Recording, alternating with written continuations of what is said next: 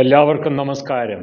അധ്യാപകർക്ക് ആശ്വാസവും തലമുറകളെക്കുറിച്ച് ഗൗരവമായി ചിന്തിക്കുന്നവർക്ക് പ്രതീക്ഷയും നൽകുന്ന ഒരു വിധി കഴിഞ്ഞ ദിവസം ഹൈക്കോടതിയിൽ നിന്ന് ഉണ്ടായി.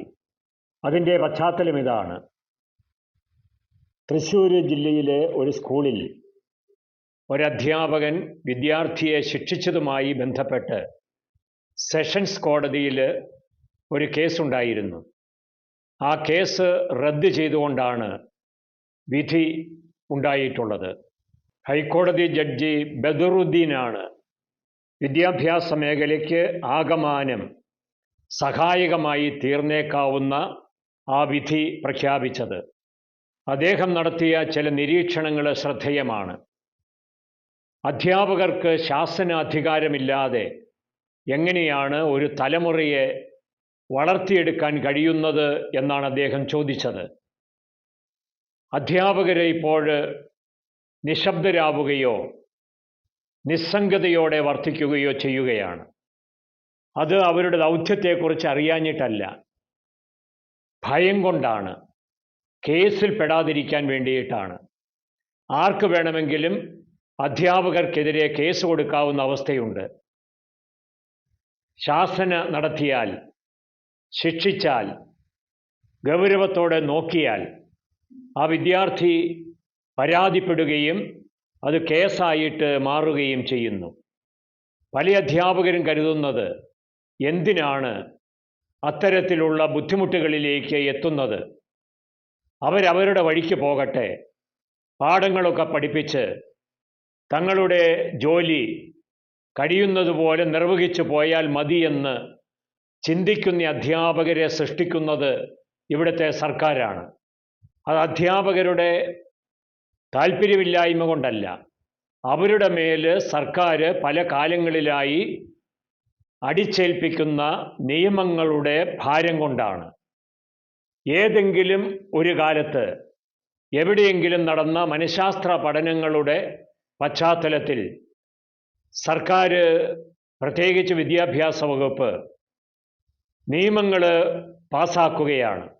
അതിനെ ബാലാവകാശ കമ്മീഷന് പിന്തുണയ്ക്കുകയും അല്ലെങ്കിൽ അവരുടെ ശുപാർശയിൽ അധ്യാപകരുടെ കൂച്ചുവിലങ്ങിടങ്ങുന്ന വിധത്തിലുള്ള നിയമങ്ങൾ കൊണ്ടുവരികയും ചെയ്യുന്നു. ബഹുമാനപ്പെട്ട ജഡ്ജിയുടെ നിരീക്ഷണങ്ങളെ വിദ്യാഭ്യാസ വകുപ്പ് വളരെ ഗൗരവത്തോടുകൂടി പരിശോധിക്കുകയും ആവശ്യമെങ്കിൽ തിരുത്തലുകൾ വരുത്തുകയും ചെയ്യേണ്ടതാണ്. കാരണം അധ്യാപകരെ കൂടാതെ നല്ല വിദ്യാഭ്യാസം സാധ്യമായി തീരുകയില്ല. ഇന്ന് സാങ്കേതിക വിദ്യയുടെ അതിപ്രസരത്തിൽ അധ്യാപകർ വേണ്ട എന്ന് ചിന്തിക്കുന്ന വിദ്യാർത്ഥികളും മാതാപിതാക്കളും ധാരാളമുണ്ട്. പ്രത്യേകിച്ച് ഈ കോവിഡ് കാലം കൂടി കടന്നു വന്നതോടുകൂടി അധ്യാപകരെ കൂടാതെ പഠിക്കുന്ന രീതി എല്ലാവരുടെയും ഇടയിൽ സാധാരണമായി തീർന്ന ഒരു സാഹചര്യമുണ്ട്. അവിടെയൊക്കെയും നമ്മൾ ഓർമ്മിക്കേണ്ടത്, യഥാർത്ഥ വിദ്യാഭ്യാസം വിവരശേഖരണം മാത്രമല്ല, അത് രൂപീകരണവും രൂപാന്തരീകരണവുമാണ്. ഗുരുമുഖത്തു നിന്നാണ് അത് സാധിക്കേണ്ടത്. അപ്പോൾ ഗുരുവിൻ്റെ പ്രാധാന്യത്തെ എടുത്തു കാണിച്ചുകൊണ്ടാണ് ജഡ്ജി തൻ്റെ പരാമർശത്തിൽ ഏകലവ്യൻ്റെ കാര്യം പറഞ്ഞത്. മഹാഭാരതത്തിൽ ദക്ഷിണയായി ഗുരുവിന് ഏകലവ്യൻ തള്ളവിരൽ മുറിച്ചു നൽകിയ ആ സന്ദർഭത്തെക്കുറിച്ച് അദ്ദേഹം എല്ലാവർക്കും വളരെ ഹൃദയഭേദകമായി തോന്നത്തക്ക വിധത്തിൽ സംസാരിക്കുകയുണ്ടായി. അതാണ് ഭാരതത്തിലെ അധ്യാപക വിദ്യാർത്ഥി ബന്ധത്തിൻ്റെ ചരിത്രമെന്ന് നമ്മൾ മറന്നുകൂടാ. സാങ്കേതിക വിദ്യ കൊണ്ട് വിവരശേഖരണം സാധ്യമാണ്. പ്രത്യേകിച്ച് ഇപ്പോൾ ആർട്ടിഫിഷ്യൽ ഇൻ്റലിജൻസ് കൂടി ലഭ്യമായിരിക്കുന്ന സാഹചര്യത്തിൽ നല്ല ബുദ്ധിയുള്ള കുട്ടികൾക്കും നന്നായിട്ട് നിയന്ത്രിക്കപ്പെടുന്ന കുട്ടികൾക്കും അറിവ് നേടിയെടുക്കാൻ ബുദ്ധിമുട്ടില്ല. പക്ഷേ യന്ത്രങ്ങൾക്ക് വിവേകമില്ല, വിവേചന പോരാ, ഇമോഷണൽ ഇൻ്റലിജൻസ് ഇല്ല എന്നൊക്കെയുള്ളത് എല്ലാവരും സമ്മതിച്ചു കൊടുക്കേണ്ട കാര്യമാണ്. അതുകൊണ്ടാണ് അധ്യാപകർക്ക് വലിയ പ്രസക്തി ഉണ്ടാകുന്നത്.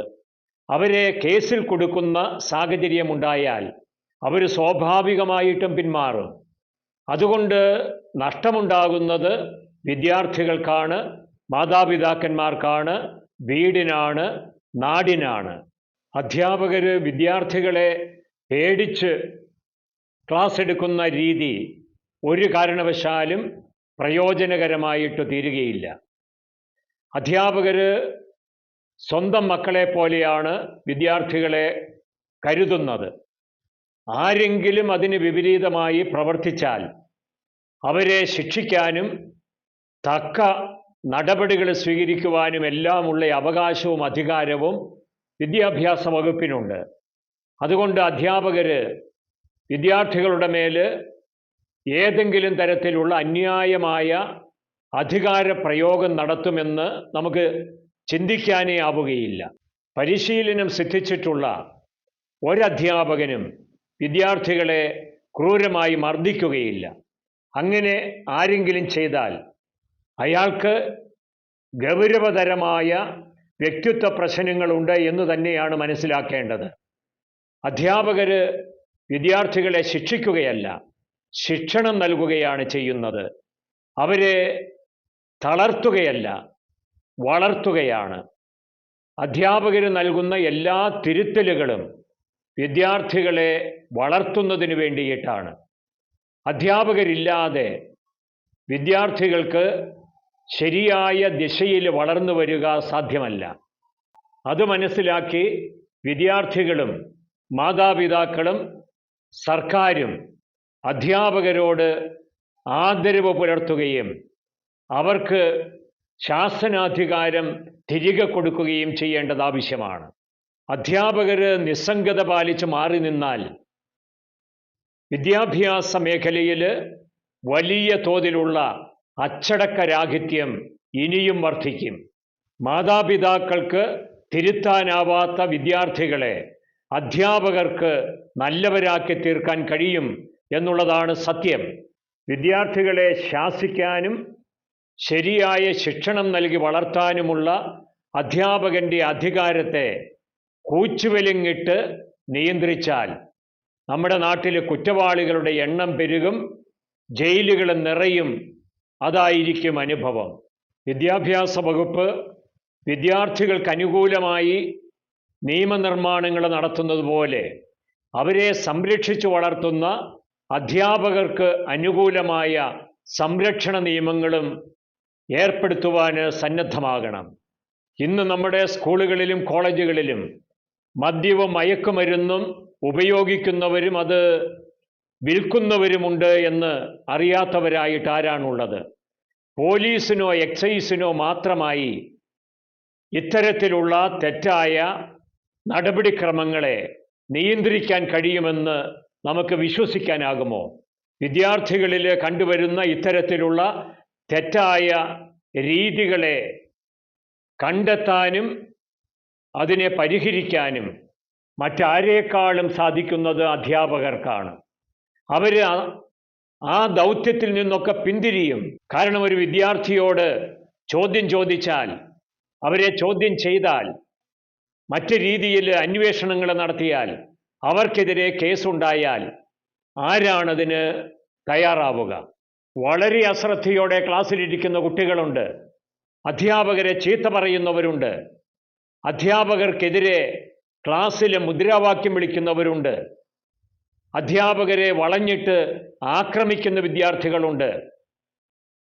സ്കൂൾ കോമ്പൗണ്ടിൽ 3-4 കുട്ടികൾ മോട്ടോർ സൈക്കിളിൽ യാത്ര ചെയ്യുമ്പോൾ അരുത് എന്ന് പറഞ്ഞാൽ അവർ സംഘം ചേർന്ന് അധ്യാപകരെ ആക്രമിക്കുന്ന ഒരു കാലഘട്ടത്തിലാണ് അധ്യാപകർക്ക് ശരിയായ സംരക്ഷണം സർക്കാർ നൽകേണ്ടതിൻ്റെ ആവശ്യകതയെക്കുറിച്ച് ചർച്ച വേണ്ടിവരുന്നത്. അതുകൊണ്ട് എല്ലാവരും മനസ്സിലാക്കേണ്ടുന്ന കാര്യം, വിദ്യാർത്ഥികൾ നാടിൻ്റെ സമ്പത്താകയാൽ അവരുടെ ഭാവി സുരക്ഷിതമാക്കാൻ എല്ലാവരും ശ്രദ്ധിക്കണമെന്നുള്ളതാണ്. ഒരു വിദ്യാർത്ഥിയുടെ ഭാവി ശോഭനമായില്ല എങ്കിൽ അയാൾക്ക് മാത്രമല്ല പ്രശ്നം, മാതാപിതാക്കൾക്ക് പ്രശ്നമാണ്.